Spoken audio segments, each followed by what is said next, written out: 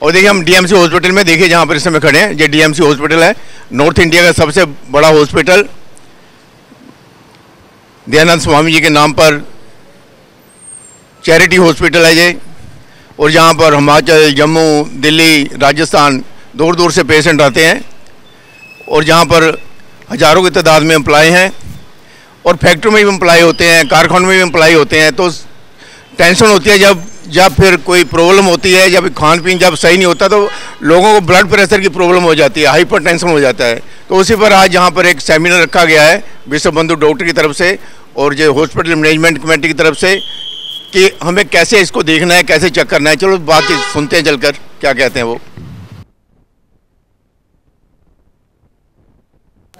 इतने रेस्ट के बाद ही ब्लड प्रेशर सही आता है ना। और कोई प्रेशर तो नहीं पे बाहर जानता कोई? नहीं ऐसा। हाँ, बहुत ज़रूरी है, क्योंकि अगर आपने यूरिन का प्रेशर है तो 10 डिग्री ज़्यादा आता है प्रेशर। ये बहुत इंपॉर्टेंट चीज़ है कि ब्लैडर एम्प्टी होना चाहिए। और बिल्कुल सही बैठे नहीं था, ये तो पहले ही पढ़ के आए हैं। क्रॉस लेग जैसे हैं तो उनका 2 डिग्री बढ़ जाता है, ऐसे 2 से 4 डिग्री। आपको किताब में लिखा हुआ है, आपको देंगे, उसमें आप सीख लेना, मैं तो मोटा मोटा बता रहा हूँ। और कोई आजकल कोई नेजल ड्रॉप्स वगैरह तो नहीं बनते ना, कई बार ओट्री में नेजल ड्रॉप्स चलते हैं ना, तो उससे बीपी वैसे ही बढ़ जाता है, तो फॉल्सली होता है। तो छोटे मोटे क्वेश्चन है, ये आपने पूछ लेने हैं, बाकी तो ये अंकित आपको बता देंगे, ठीक है? तो आप लो जाए। Thank you sir. सर ने भी और मैम ने भी अच्छे से बता दिया कि बीपी की पोजीशंस क्या हैं, क्योंकि हमें पता है बैठने से, और जैसे सर ने बताया कि अगर स्मोकिंग करते हैं, कुछ ड्रिंक करके आते हैं, एकदम एक्सरसाइज करके आते हैं, बीपी चेक करते हैं, तो वो क्वेश्चनेयर है, वो स्टेप बाय स्टेप, जैसे सर ने भी क्वेश्चंस पूछे, मैं सेम क्वेश्चंस रिपीट करूँगा और साथ में डेमो दूंगा। जैसे सर आए, मैंने पूछा कि पिछले 30 मिनट में इन्होंने एक्सरसाइज तो नहीं किए, या पिछले 30 मिनट में इन्होंने कोई कॉफ़ी, कोई ड्रिंक तो नहीं किया। फिर ये कंफर्म करने के बाद फिर मैं पूछूंगा कोई यूरिन का प्रेशर तो नहीं है। फिर ये पूछ के फिर कंफर्म करके फिर मैं नेक्स्ट स्टेप पे चलूँगा। फिर इनको बोलूँगा कि आप क्वाइट बैठे 5 मिनट के लिए। फिर नेक्स्ट जैसे पोजीशन बताई सर ने, पैर बिल्कुल स्ट्रेट होने चाहिए, फिट दोनों ज़मीन को टच करते होने चाहिए। फिर उसके बाद बैक बिल्कुल स्ट्रेट होनी चाहिए। और जो हैंड है वो हमारा, जैसे सर ने जैसे बताया कि अगर कोई एक नर्सिंग स्टाफ से पीछे, सर ने ऑलरेडी बताया कि अगर सर्दी है तो स्वेटर है, तो स्वेटर आपने मतलब स्वेटर ਨੂੰ ਜੇ ਬਹੁਤ 2-3 स्वेटर है फिर तो उतरवा लो। जे स्वेटर नहीं तो अपने लोग काम की करते इतना खिंच लेंगे है ना, जो ऐसे खींचते वो ज़्यादा प्रेशर पड़ता है, वो ज़्यादा खतरनाक है। अब इसमें अगर पतली सी वार्म वो डाली हुई है then it will not impact. ये बहुत इंपॉर्टेंट है, ध्यान रखना, क्योंकि अक्सर ये गलती करते हैं, डॉक्टर भी करते हैं, मतलब काफ़ी करते हैं कि बस इतना कितना उधर मुँह पसे करके बीपी चेक कर लिया ना, वो नहीं हमने होने देना। तो पतला अगर है तो फिर वो प्रेशर इसके साथ बेसिकली क्या है कि जितना प्रेशर ऊपर पड़ेगा वो फॉल्स रीडिंग आएगी, तो उससे बचना है। फिर नेक्स्ट सारे प्रॉपर स्टेप्स करने के बाद फिर हम बीपी कफ लेंगे। जैसे सर ने बताया कि बीपी कफ का साइज़ बहुत इंपॉर्टेंट है। इसके अंदर एक ब्लैडर होता है, ठीक है, वो इसके अंदर जैसे बीपी अपरेटस मशीन होती है, वो इसके अंदर हवा फिल करती है और फिर उससे मेजरमेंट होती है। तो ये बहुत ज़रूरी है। ये जो बाजू है उसको 80% कवर करना चाहिए ब्लैडर। तो कफ स्टैंडर्ड साइज़ है अडल्ट्स के लिए। तो फिर इस कफ को फिर टाई करना है, और जो हाथ होगा वो बिल्कुल ऐसे रिलैक्स होगा और ऐसे फोल्ड नहीं करना चाहिए, और बिल्कुल रिलैक्स रखा होगा टेबल के साइड में जैसे अभी रखा है। फिर कफ को मैं ऐसे लूँगा और इसको मैं बाइंड करूँगा।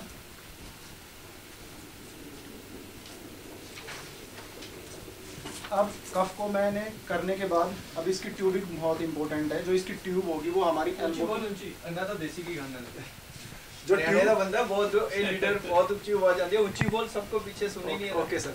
जो ट्यूब जो हमारी होगी बीपी मशीन की, वो हमारी जो कोहनी है उसके पास आएगी या आगे की साइड आएगी। और जो हमने जो इसमें ये कफ जो हमने टाई किया है वो ज़्यादा टाइट भी नहीं होना चाहिए और ज़्यादा लूज़ भी नहीं होना चाहिए। हमने इतना रखना है कि एल्बो से वो 2 सेंटीमीटर या 2 उंगली ऊपर इतना रहे, और उसमें एक ईजिली फिंगर जा सके, ज़्यादा लूज़ भी ना हो और ज़्यादा टाइट भी ना हो। सारी चीज़ें हम ये कंफर्म करने के बाद फिर नेक्स्ट जो हमारी ये मशीन्स हैं, ये ऑटोमेटिक मशीन्स हैं, डिजिटल मशीन्स हैं। तो इस मशीन को फिर हम ऑन करेंगे। आप लोगों को ये वाली मशीन जो भी वॉलंटियर बनेंगे ना, जो जिनको ठीक कर लिया नॉलेज और जो चाहेंगे कि मैं इसमें पार्टिसिपेट करना चाहता हूँ, ये वाली मशीन हम देंगे। ठीक है। और एक और जो मशीन्स है ना, ये भी कुछ मशीन्स इसके लिए रिकॉग्नाइज्ड हैं। तो आप जो मशीन्स लें अगर, तो प्लीज़ हम आपको नंबर दे देंगे, उनसे पूछ के लें कि वो मशीन्स वैलिड भी हैं कि नहीं। सब जो मंगने और एक नहीं, जो पहला बैच है जो मांगेंगे देंगे। और एक जो रिस्ट वाले बीपी मॉनिटर्स हैं वो एक्यूरेट नहीं होते हैं। ये सारी चीज़ें करने के बाद जैसे हमने बता दिया कि हमने कफ को अच्छे से लगा दिया है, एल्बो से 2 इंच ऊपर लगाया है और ना ज़्यादा टाइट है ना ज़्यादा लूज है। ये सारी कंफर्म करने के बाद अब मैं बीपी मशीन को स्टार्ट करूँगा और जो पेशेंट है वो बात नहीं करेगा इस बीच में और रिलैक्स बैठेगा।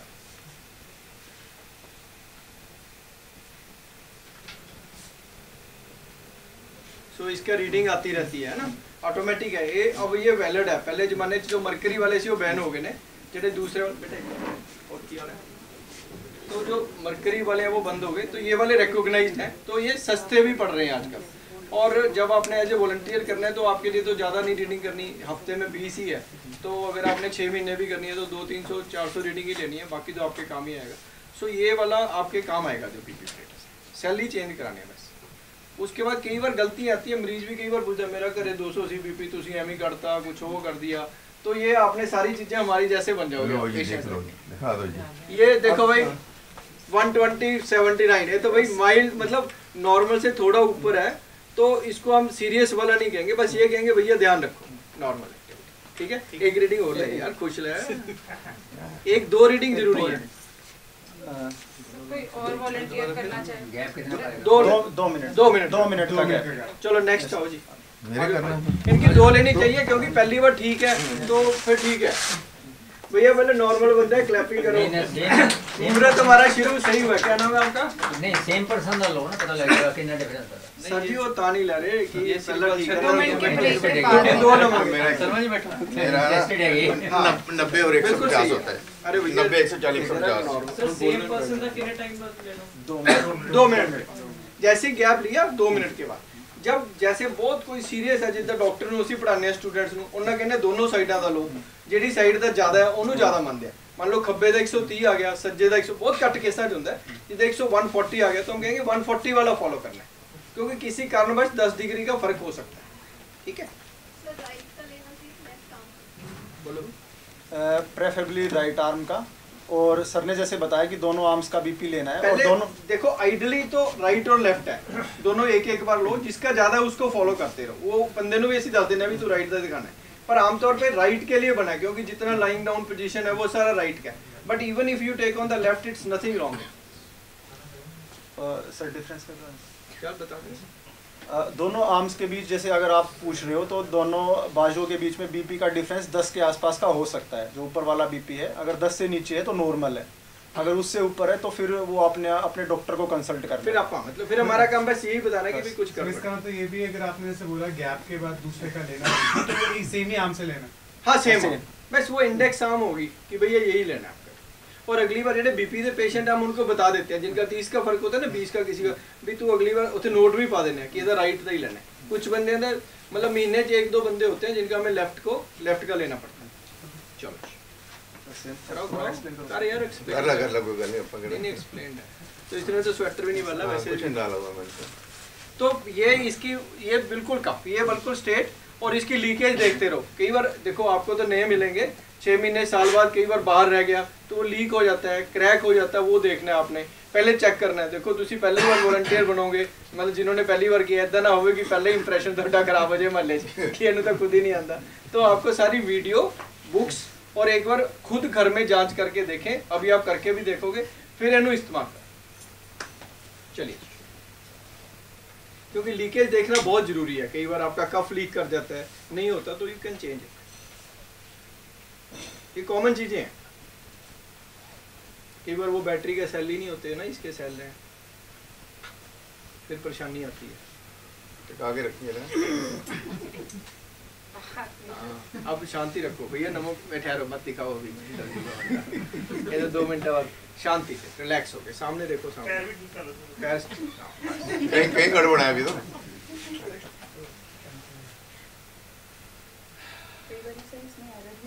हाँ, कई बार एरर बता देती है मशीन, भी बड़ी इंटेलिजेंट है। मतलब कई बार एरर आ जाता है बाबूजी, फिर बता देता है।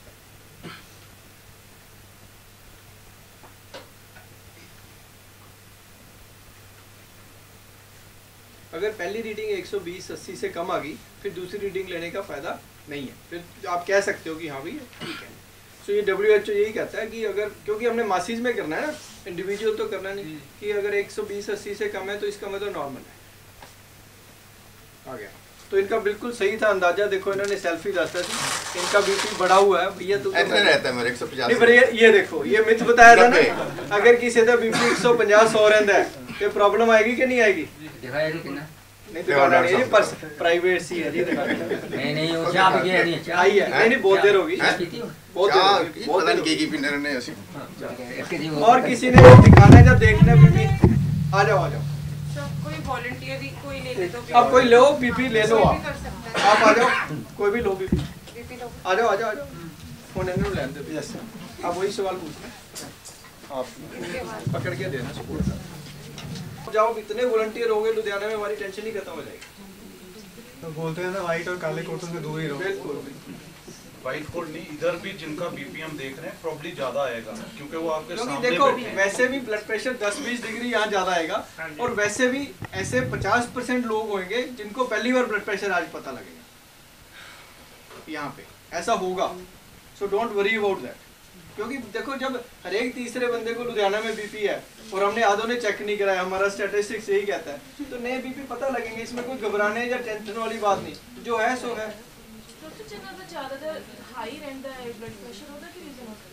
उसका रीजन अभी बताया, सबसे कॉमन लाइफस्टाइल डिजीजेज है, स्ट्रेस है, एजिंग से बढ़ता है, वेट से बढ़ता है, एडिक्शन से बढ़ता है, फैमिली हिस्ट्री से बढ़ता है, ज़्यादा सोचे स्ट्रेस से बढ़ता है। बिल्कुल मेनोपॉज में भी बढ़ता है।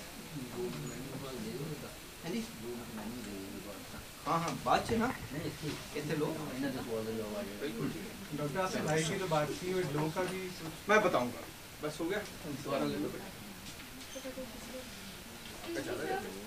हाँ हाँ बोलो बोलो। अरे गीती आ जाओ बताओ। सबके बिहाफ पे सर मॉर्निंग इवनिंग और सीजनल वेरिएशन। ये देखो ये सवाल इस उसके लिए नहीं है, क्योंकि वो जो स्ट्रेस वाला काम है, जो गीती ने बहुत अच्छा पॉइंट उठाया था, ये वर्कर्स का बीपी देख रही हैं जाके रात को भी सुबह भी, ये ओसवाल हॉस्पिटल से। तो ये IHC की हमारी लीडर है, तो वहाँ पे इन्होंने पाया कि जो रात में काम करते हैं लोग, उनका बीपी बहुत ज़्यादा हाई है।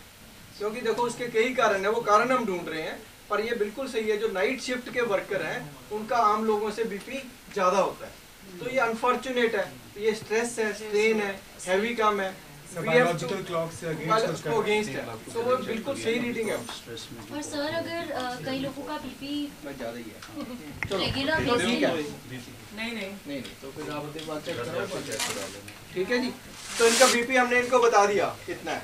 कोई और कौन देखना और दिखाना चाहता है बीपी? आ जाओ। अगर किसी का बीपी रेगुलरली लो हो, देखने दिखाने वाला आ जाओ भैया, तुम हो? सर मैं चेक करने आना चाहता हूँ। चेक वाले ज्यादा नहीं यार, करवा लेता हूँ सर, मैं करवा भी लेता हूँ। इन्हीं का कर, एक एक तो यही वर्कशॉप है, इंटरेक्शन है इसमें बेसिकली। नॉर्मली ऐसे लो नहीं होता। She had a question. Normally you don't have a low blood pressure, it is only अगर आपको डायरिया हो, आपको खा पी नहीं रहे हो, या कोई सीरियस इन्फेक्शन हो। नॉर्मली आपकी उम्र में अगर 90-70 भी आपका नॉर्मल है। वो जो 120-80 is not one hard figure के 120-80 होगा। अब आप यंग हो, हेल्दी हो, थिन हो, तो आपका अगर कम भी 170 है, that is normal for you.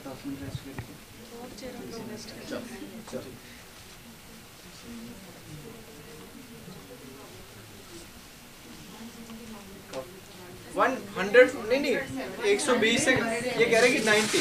जो लो बीपी का क्वेश्चन सारे पूछते हैं, क्योंकि काफ़ी लोग आते हैं। 10% हॉस्पिटल में आते हैं कि जी वीकनेस होगी, मेरा बीपी घट है। जो कम बीपी है, जो डॉक्टर ने दो तरह का होता है, 95 से 99% एक नॉर्मल वेरिएशन है। जो 90-100 को नॉर्मल लेते हैं अगर उसको सिम्टम नहीं है, कि अगर बंदा खड़े होकर चक्कर आके गिर जाए, अखा के अंधेरा आ जाए, इसका मतलब लो बीपी किसी कारण से है। उसका कारण ये हो सकता है डिहाइड्रेशन है, डायरिया हो गया, हाई ग्रेड फीवर है, बुखार में आपने ब्लड प्रेशर की दवाई ले ली तो उसका इम्पैक्ट तो डबल हो गया ना। तो ये सब चीज़ें लो बीपी कर सकती हैं, ये सीरियस है। ब्लड लॉस हो गया कहीं पे, है ना, ऐसे तो सीरियस पेशेंट आते हैं। ये बहुत कम लोग आते हैं, मतलब 2 से 5 के लिए। लेकिन दूसरा दो है ना, डॉक्टर सारे ना ऐदा दे होने चाहिए ਜਿਹੜੇ ਸਾਰੇ ਨੂੰ ਫਿੱਟ ਆ ਜਾਣ। वो दो तरह के ਮੇਰੇ हैं। ਵਰਗੇ ਬੰਦੇ ਨੂੰ ਫਿੱਟ ਨਹੀਂ ਹੁੰਦਾ। नहीं पर ये तो अच्छा ਮੰਨ ਲਓ ਕੋਈ ਤੁਸੀਂ ਇਹੋ ਜਿਹਾ ਲੈ ਗਏ ਹੋ, ਬੰਦਾ ਮੇਰੇ ਵਰਗਾ ਮੋਟਾ ਨਿਕਲਿਆ, ਫਿਰ ਕੀ नहीं आप इतने नहीं हो, बाई चांस नहीं आए। तो जो दूसरा जो ब्लड प्रेशर लो है, बहुत रेयर बीमारी होती है। रेयर बीमारी बहुत कम होती है, वो जब ये सिम्टम है और दिक्कत आ रही है तो आपको डॉक्टर को दिखाना है।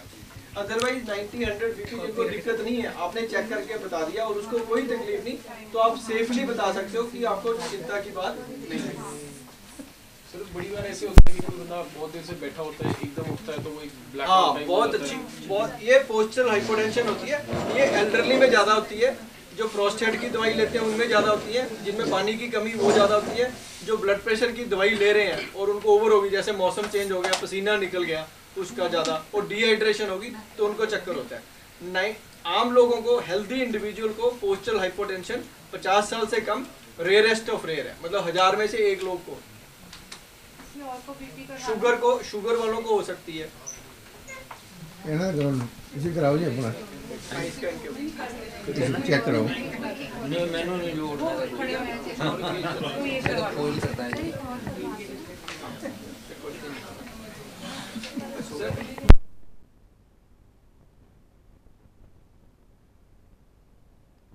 बिफोर मी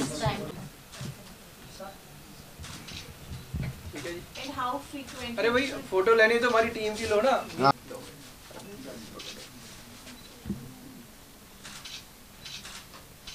चलो थैंक यू। अरे भैया थैंक यू। ਤੇ ਮੇਰੇ ਵਰਗੇ ਫालतू ਬੰਦੇ ਉਹਨਾਂ ਨੂੰ ਲਾਤਾ ਜੀ ਤੁਸੀਂ ਪੈਰਾ ਲੀਗਲ ਵਲੰਟੀਅਰ ਬਣ ਜਾਓ ਤੇ ਉਹ ਨੋਟਬੰਦੀ ਦੇ ਸਾਡੀ ਮਦਦ ਕਰਨੀ ਹੈ। ਹਾਈ ਕੋਰਟ ਵੱਲੋਂ ਆਰਡਰ ਸੀਗਾ ਤੇ ਮੈਂ ਤਾਂ 3-4 ਸਾਲ ਰਿਹਾ ਪਹਿਲੇ। ਅੱਜ ਇਹਨਾਂ ਨੇ ਬੜਾ ਵਧੀਆ ਉਪਰਾਲਾ ਕੀਤਾ ਹੈ, ਜਿਹੜਾ ਇਹ ਨਵੀਂ ਸਕੀਮ ਸ਼ੁਰੂ ਕਰ ਰਹੇ ਕਿ ਤੁਸੀਂ ਬਲੱਡ ਪ੍ਰੈਸ਼ਰ ਚੈੱਕ ਕਰੋ, ਉਸ ਤੋਂ ਬਾਅਦ ਆਪਣੀ ਫੈਮਿਲੀ ਦਾ ਤਾਂ ਹੋਏਗਾ ਹੀ ਫਾਇਦਾ, ਬਾਕੀ ਵੀ ਸਮਾਜ ਦਾ ਤੇ ਸਾਰਿਆਂ ਦਾ ਹੀ ਫਾਇਦਾ ਹੋਏਗਾ। ਤੇ ਬਾਕੀ ਮੈਂ ਤਾਂ ਮਾੜਾ ਮੋਟਾ ਲਿਖਦਾ, 1965 ਤੋਂ ਲਿਖਦਾ ਤੇ ਛਪਦਾ। ਤੇ ਅੱਜ ਤੋਂ 10-12 ਸਾਲ ਪਹਿਲੇ ਮੈਂ ਦਿਖਾਉਣਾ ਤੁਹਾਨੂੰ, ਇੱਥੇ ਡਾਕਟਰ ਹੈਗੇ ਇੱਕ ਰਮੇਸ਼, ਆਈ ਸਰਜਨ ਹੈਗੇ, ਤੁਸੀਂ ਸਾਰੇ ਜਾਣਦੇ ਹੋ। ਉਹਨਾਂ ਨੇ ਕਿਹਾ ਅਸੀਂ ਲਾਉਣੇ ਆ ਤੇ ਤੁਸੀਂ ਸਾਨੂੰ BP ਬਾਰੇ ਲਿਖ ਕੇ ਦਿਓ। ਮੈਂ ਫਿਰ ਇੱਥੇ ਵੀ ਆਇਆ, ਇੱਥੇ ਇਹਨਾਂ ਨੇ ਇੱਕ ਬੁਕਲੇਟ ਦਿੱਤੀ ਸੀ, ਇਹ 'ਚ 140 80 ਜਾਂ ਕੁਛ ਇੱਦਾਂ ਇੱਦਾਂ ਸੀ ਨਾ। ਹਾਂ ਫਿਰ ਸ਼ਾਇਦ ਇਹ ਨਹੀਂ ਸੀ ਬੁਕਲੇਟ, ਇੱਕ ਹੋਰ ਸੀਗੀ। ਮੈਂ 140 ਦੇਖਿਆ ਤੇ ਮੈਂ ਕਿਹਾ ਵੀ ਪਤਾ ਕਰੀਏ ਹੈ ਕਿੰਨਾ ਕਿ ਨਹੀਂ। ਫਿਰ CMC ਦੇ ਹੈਡ ਆਫ ਡਿਪਾਰਟਮੈਂਟ ਤੋਂ ਚਲਾ ਗਿਆ। ਫਿਰ ਮੈਂ ਆਰਟੀਕਲ ਲਿਖਿਆ ਇਹਦੇ ਬਾਰੇ। ਉਸ ਆਰਟੀਕਲ ਦੇ ਵਿੱਚ ਮੈਂ ਇਹ ਲਿਖਿਆ ਹੈ, ਹਰੀ ਵਰੀ ਐਂਡ ਕਰੀ। ਹਰੀ ਵਰੀ ਤੇ ਕਰੀ, ਜ਼ਿਆਦਾ ਟਾਈਮ ਨਹੀਂ ਲੈਂਦਾ ਮੈਂ ਵੀ ਹਰੀ ਦੇ ਵਿੱਚ ਕੀ ਮਤਲਬ ਹੈ। ਹਰੀ ਦੇ ਬਹੁਤ ਨੁਕਸਾਨ ਹੈ, ਵਰੀ ਜਾਂ ਫਿਰ ਚਿੰਤਾ ਤੇ ਕਰੀ ਉਹ ਜਿਹੜਾ ਫਾਸਟ ਫੂਡ ਤੇ ਇਹ ਦੇਵੋ। ਇਹ ਤੁਹਾਨੂੰ ਡਾਕਟਰ ਸਾਹਿਬ ਨੇ ਪੂਰਾ ਡਿਟੇਲ ਦੱਸਿਆ। ਜੇ 5 ਮਿੰਟ ਹੋਰ ਦਿਓ ਤਾਂ 5 ਮਿੰਟ 10 ਮਿੰਟ ਲਾ ਸਕਦਾ ਮੈਂ। ਇਹ 3 ਕਾਰਨ ਹੈਗੇ ਆ ਜਿਹੜੇ ਸਾਡੇ ਬਿਮਾਰੀਆਂ ਦੇ ਕਾਰਨ ਹੈ, BP ਵਾਸਤੇ ਮੇਨ। ਬਾਅਦ 'ਚ ਹੁਣ ਮੈਨੂੰ ਪਤਾ ਲੱਗਾ ਜੇ ਬਾਕੀ ਬਿਮਾਰੀਆਂ ਦਾ ਵੀ ਲਿਖਿਆ ਨਾ, ਜਿਵੇਂ ਕਬਜ਼ ਹੈ ਜਾਂ ਹੋਰ ਬੜੀਆਂ ਬਿਮਾਰੀਆਂ, ਇਹ ਮੇਨ 3 ਕਾਰਨ ਇਹੋ ਹੀ ਹੈ, ਹਰੀ ਵਰੀ ਐਂਡ ਕਰੀ। ਹਰੀ ਕਾਲ ਦੇ ਵਿੱਚ ਬੰਦਾ ਜਾਂਦਾ ਐਕਸੀਡੈਂਟ ਕਰ ਦਿੰਦਾ, ਬੜੇ ਨੁਕਸਾਨ ਦੇ, ਲੜਾਈ ਝਗੜਾ ਹੁੰਦਾ, ਉਸ ਤੋਂ ਫਿਕਰ ਹੁੰਦਾ। ਵਰੀ ਹਰ ਵੇਲੇ ਫਿਕਰ ਰਹਿਣਾ, ਉਹ ਵੀ ਇੱਕ ਕਾਰਨ ਹੈ BP ਦਾ। ਤੇ ਕਰੀ ਜਿਹੜੇ ਫਾਸਟ ਫੂਡ ਹੀ ਘਰਾਂ 'ਚ ਆਪਾਂ ਦੱਸਿਆ ਇਹਨਾਂ ਨੇ, ਸਾਲਟ ਵੱਧ ਦੀ ਇਨਟੇਕ ਹੈ ਜਾਂ ਮਸਾਲੇ, ਮਿਰਚ ਮਸਾਲੇ, ਘਿਓ, ਇਹ ਉਹ ਸਾਰੀਆਂ ਚੀਜ਼ਾਂ ਦੱਸੀਆਂ ਇਹਨਾਂ ਨੇ। ਮੇਰਾ ਤਾਂ ਮੈਡੀਕਲੀ ਪੁਆਇੰਟ ਇਹਨਾਂ ਨੇ ਦੱਸਿਆ, ਉਹ ਕਰੈਕਟ ਵੀ ਹੈਗਾ ਸਾਰਾ। ਅਰੇ इसमें जो विजडम है ना जी, वो सब तो ज़्यादा ਜ਼ਰੂਰੀ ਹੈ।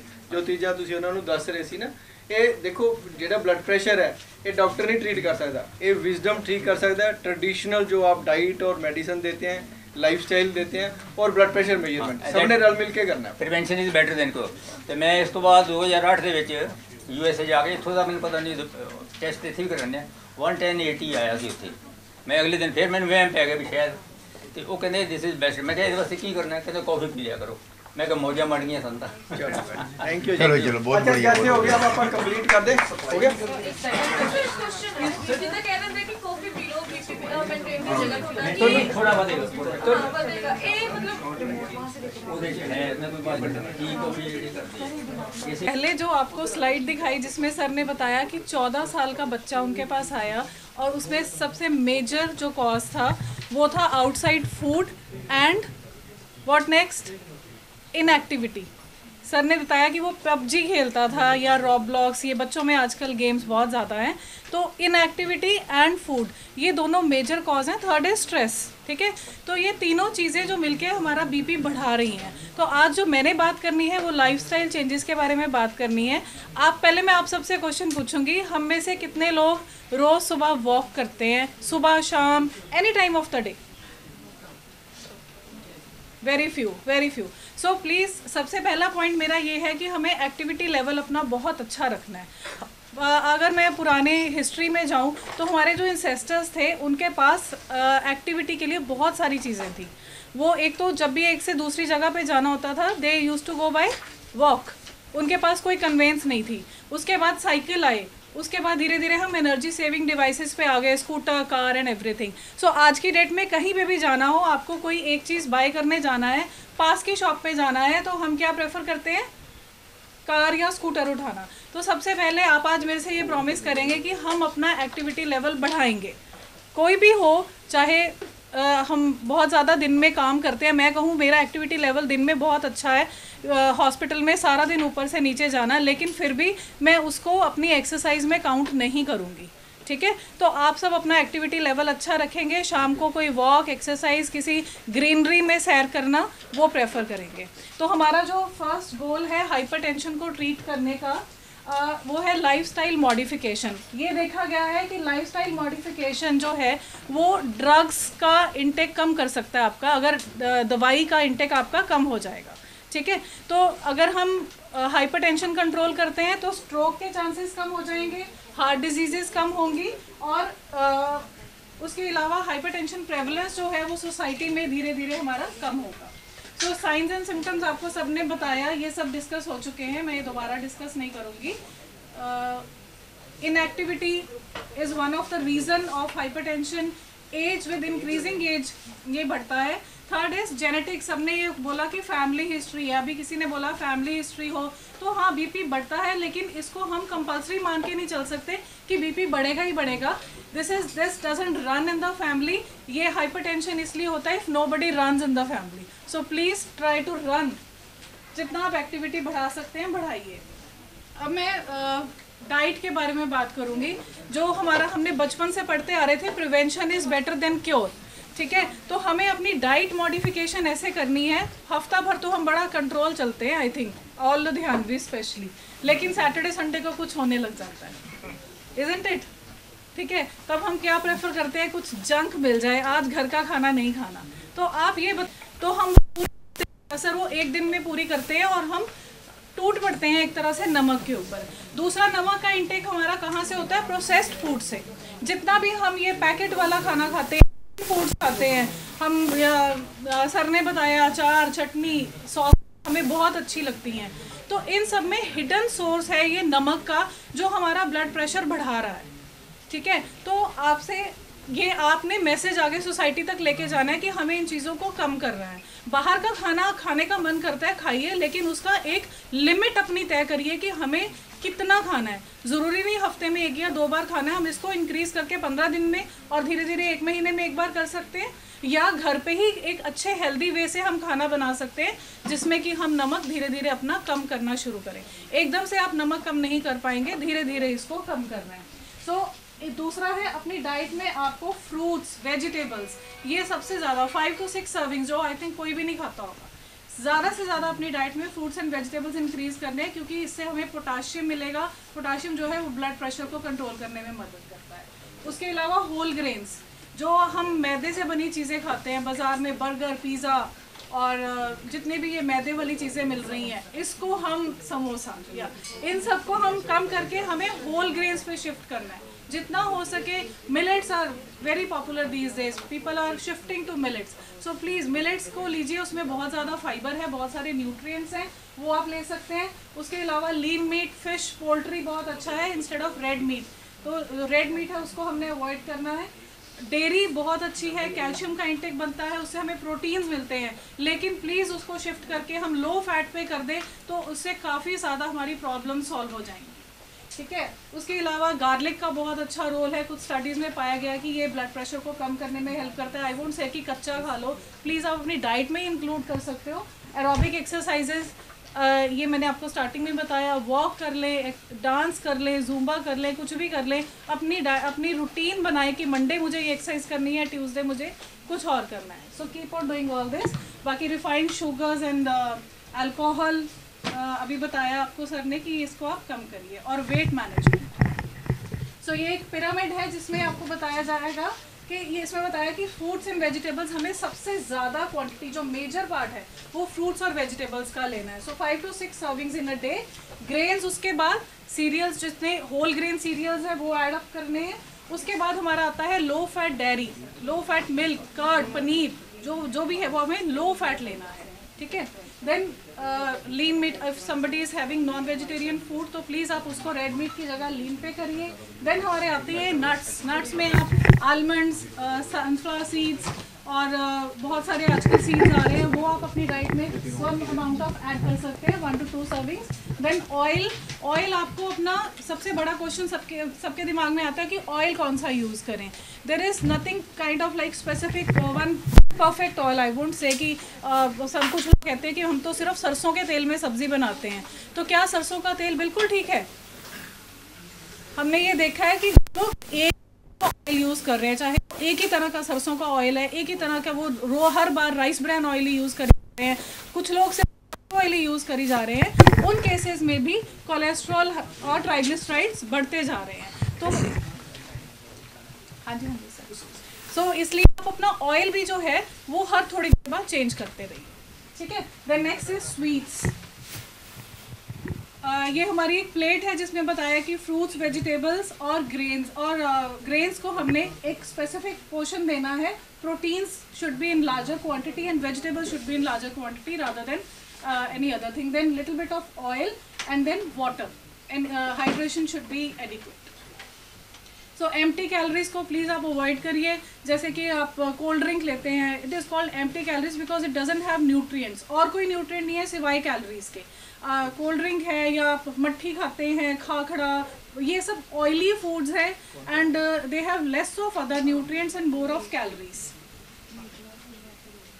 अल्कोहल का ऑलरेडी कवर हो चुका है। सो अपनी एनर्जी इनटेक आपको थोड़ा कम रखना है, specially if you are overweight. तो सबसे पहले ध्यान देना है कि बीपी पेशेंट का वेट बढ़ना नहीं चाहिए और प्रोटीन का इंटेक ज़्यादा हो, फाइबर का इंटेक बहुत ज़्यादा होना चाहिए। फाइबर जो है हमें फ्रूट्स और वेजिटेबल से मिलेगा, ठीक है। Then and the most important is your activity. Thank you very much. वैसे तो हम सब में भूख लगी होनी है, असी तो सिर्फ बहुत हल्का रखा था यहाँ पे, पर नेक्स्ट टाइम जब भी आओगे तो विल हैव टुगेदर सम जो न्यूट्रिशियस मील इन्होंने बोला वो है। और ये हमारा पहला था, ये हमें भी नहीं पता था कि कैसे रहेगा और हमारे से भी कुछ गलतियाँ हुई होंगी क्योंकि ओवर क्राउडिंग होगी।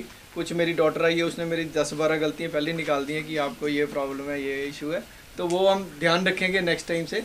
पर ये फर्स्ट टाइम था, एक नई इनोवेशन है, जैसे इन्होंने दसिया कि ये पहला काफ़ी साल पहला हुई सी। असी दोबारा ट्राई कर रहे हैं और कोशिश करांगे कि ये सक्सैसफुल होए। और जो हमसे गलती हो, आपको तकलीफ़ हो आने में, कई बार जगह नहीं मिली और खाना पीना भी ठीक ही था, तो उसके लिए हम सारी टीम से माफ़ी, ठीक है ना। और अब इन्होंने कुछ अवार्ड्स दिए हैं जो आपके रिजल्ट आ गए हैं। वैसे तो 75% पास ही, 25% क्योंकि पहले सारे पास हो गए तो जो फर्स्ट है ना जी, वो आप देंगे, आप सबसे बड़े हैं, आप दो। जो क्या नाम है इनका? रागिनी कौशल।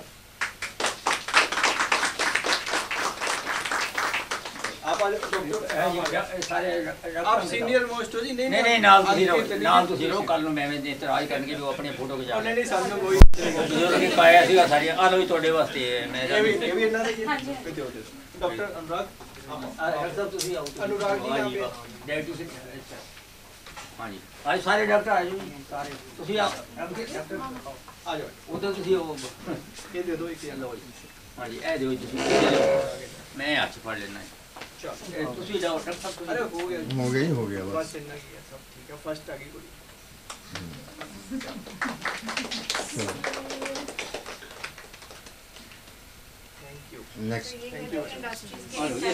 जो एक हमने इंडस्ट्री में से निकले, क्या नाम है इनका?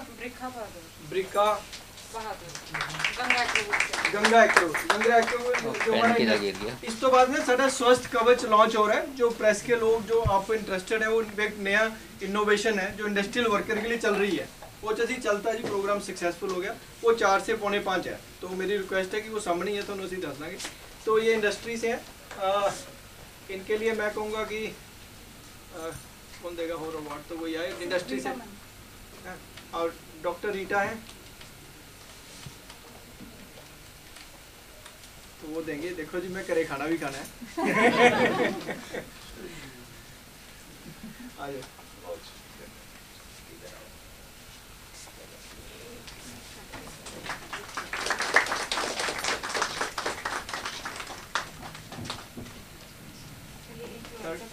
जो लास्ट हमारा जो ये भी फर्स्ट टॉप है, ये टॉप 3 वाले हैं, सुमित नागपाल जी। मानव जी आप आ जाओ साथ में, मैडम आप आ जाओ देने के लिए। तो आप आ जाओ गर्ग साहब साथ में, सारे आ जाओ।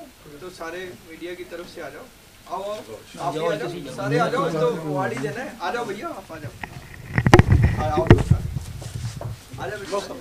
अरे एक ही बात है सारे, आई ना तू दे, अरे चल तू आप चले यार, कमाल कर लिए। आप आ जाओ, एक सेकंड आप आ जाओ, दो फोटो तो ले लो, ग्रुप फोटो आ जाएगी ठीक है। ऐसा देखना जी।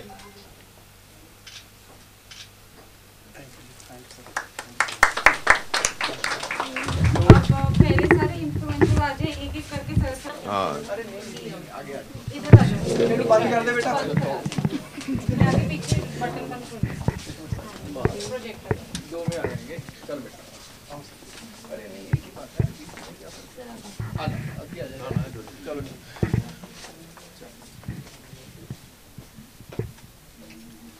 ये याद रहती है ये फोटो। ऐसा देखना जी। लो जी हो गया। प्लीज प्लीज ये आज पढ़ ले रहे हैं। हाँ जी ये बिल्कुल सही थी, नेक्स्ट टाइम दे देंगे। चलो थोड़ा सा पीछे हो जाए, पीछे पीछे हो जाओ, पीछे पीछे हो थोड़ा यार।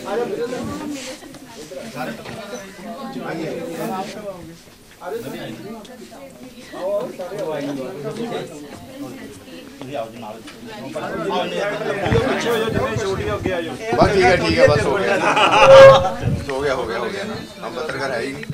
अरे भैया ऐसे मत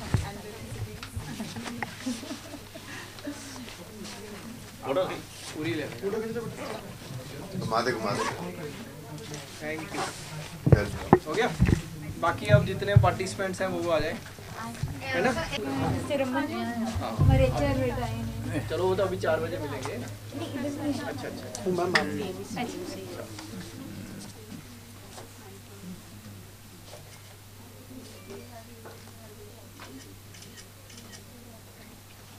हो गया भैया।